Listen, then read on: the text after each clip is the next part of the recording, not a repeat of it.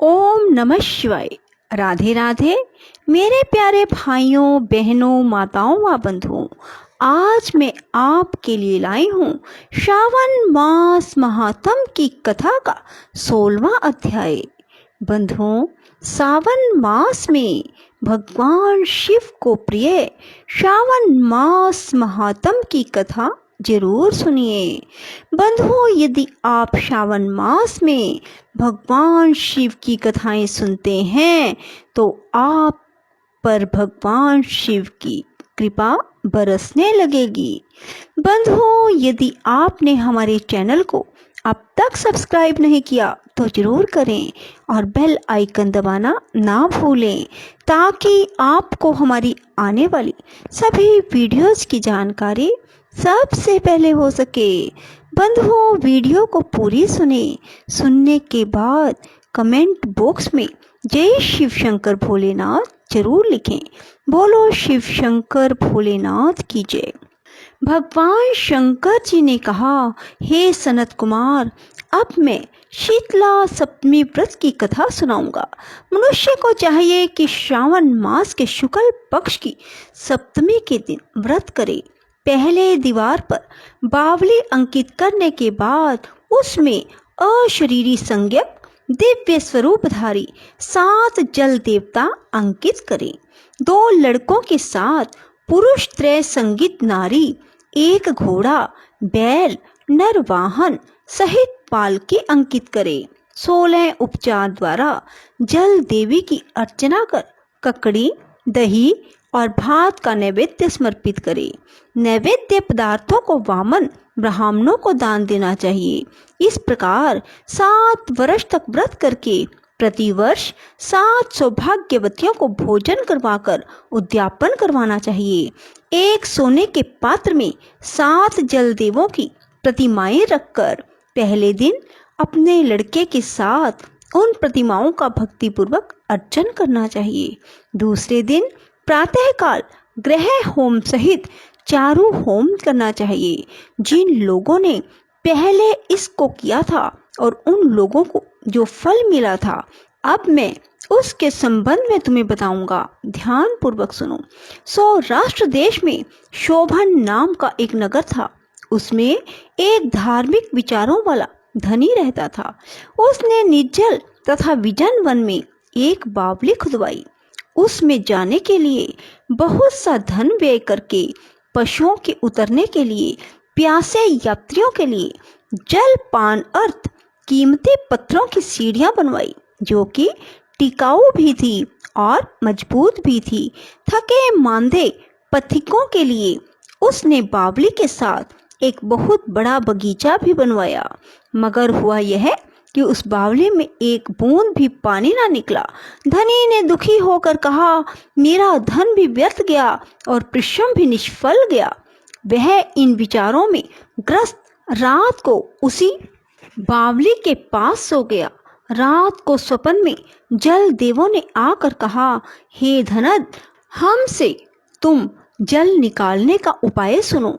यदि तुम हमारे निमित्त अपने पुत्र की सादर बलि दो तो यह बावली उसी समय जल से भर जाएगी। धनिक यह स्वप्न देखकर अपने घर गया और उसने अपने धर्म में तत्पर पुत्र द्रविड़ से अपने स्वप्न का सारा हाल कहा। उसके पुत्र ने स्वप्न की सारी बात सुनकर धनस से कहा, पिताजी, मेरा तथा मेरे पुत्र के भी आप जन्मदाता हैं। इसके अलावा यह धर्म काम है, इसमें भला सोचने की क्या बात है। वास्तव में धर्म तो स्थायी है और पुत्र आदि सब नाशवान हैं। अल्प मूल्य से किसी वस्तु की प्राप्ति एक कठिन कार्य है। मेरे शीतांशु और चंडांशु 2 लड़के हैं। आप बिना किसी सोच विचार के मेरे बड़े लड़के शीतांशु की बलि दे दीजिए। लेकिन पिताजी, यह मामला आप स्त्रियों से गुप्त रखिएगा। गुप्त इसलिए कि मेरी पत्नी इस समय गर्भवती है और प्रसव का समय निकट है। वह अपने मायके जाने वाली है। उसके साथ मेरा छोटा लड़का भी जाएगा और उसके जाने के बाद यह काम निर्विघ्न संपन्न हो जाएगा। धनत ने पुत्र की बात सुनकर कहा, हे पुत्र, तुम धन्य हो। चूंकि तुम मेरे लड़के हो इसलिए मैं भी धन्य हूँ। मैं अपने को पुत्र वाला मानता हूँ। इसी बीच उसकी पत्नी सुशीला को उसके मायके से बुलाया गया और वह अपने मायके जाने के लिए तैयारियां करने लगी। तभी द्रविड़ ने अपनी पत्नी से कहा, यह बड़ा लड़का मेरे पास रहेगा, छोटा लड़का तुम्हारे साथ जाएगा। सुशीला ने अपने पति के आदेश अनुसार अपने बड़े लड़के को तो अपने पति के पास छोड़ दिया और छोटे लड़के को साथ लेकर अपने मायके को रवाना हो गई। उसके जाने के बाद पिता और पुत्र दोनों ने मिलकर शीतांशु को तेल मरकर भली भांति स्नान करवाया और कीमती कपड़ों बहुमूल्य रत्नों से सजाया। जब वरुण नक्षत्र पूर्वाषाढ़ा का दिन आया तो दोनों ने उसे बावली के किनारे पर ले जाकर खड़ा कर दिया और कहा, उस लड़के की बलि से जल देवता प्रसन्न हो। बस बलि देने की देर थी कि बावली अमृत तुल्य जल से भर गई। दोनों पिता पुत्र बावली के सुधा तुल्य जल से प्रसन्न हुए, लेकिन पुत्र के नाश से दुखी होकर अपने घर को वापस लौट आए। उधर मायके में सुशीला के यहाँ तीसरा लड़का पैदा हुआ। जब लड़का 3 मास का हो गया तो वह अपने ससुराल वापस लौट आई। मार्ग में जब वह उसी बावली के पास आई तो उसे जल से परिपूर्ण देख चकित रह गई। उसने प्रसन्नचित्त हो उसमें स्नान करके कहा, मेरे ससुर का उद्योग धन का व्यय यथोचित सफल हुआ। उस दिन श्रावण मास के शुक्ल पक्ष की सप्तमी तिथि थी।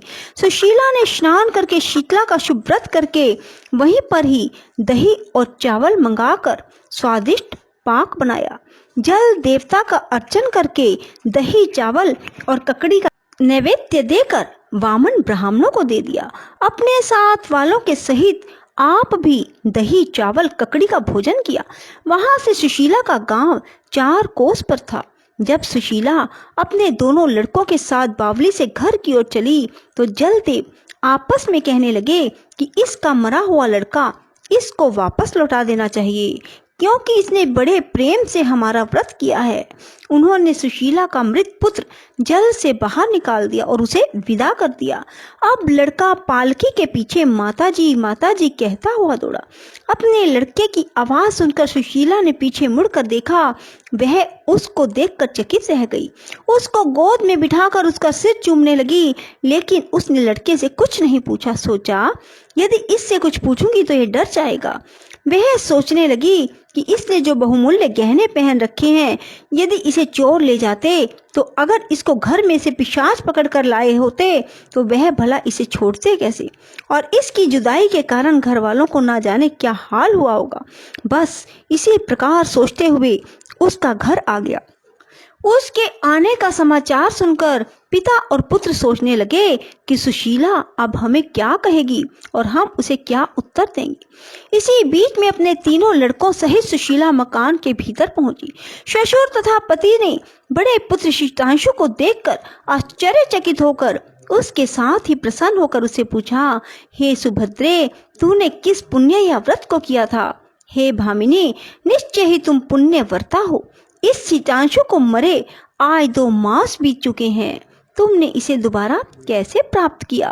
तथा बावली भी जल से पूर्ण हो गई है। जाते समय तुम यहाँ से एक पुत्र को ले गई थी, आती बार 3 पुत्रों को साथ लेकर आई हो। शुभ्रे, वंश का तुमने उद्धार कर दिया है।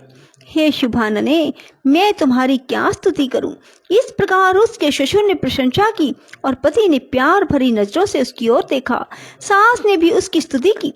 उसने प्रसन्न होकर कहा, यह सब सुमार्ग का पुण्य फल है। वह इस संसार में मनो अभिलषित भोग भोकर परमानंदित हुए। हे तात, तुमसे मैंने यह शीतला सप्तमी का व्रत कहा है। इसमें दही चावल, ठंडा शीतल ककड़ी फल, बावली जल और शीतला देवता कहे गए हैं। इसे करने वाले ताप त्रय से मुक्त होते हैं। इस प्रकार श्रावण मास के शुक्ल पक्ष की सप्तमी का नाम यथार्थ शीतला सप्तमी हुआ है। बोलो शिव शंकर भोलेनाथ की जय। राधे राधे, जय श्री कृष्णा। बंधुओं, यदि आपको हमारी वीडियो पसंद आए तो इसे लाइक करें और शेयर भी जरूर करें। धन्यवाद।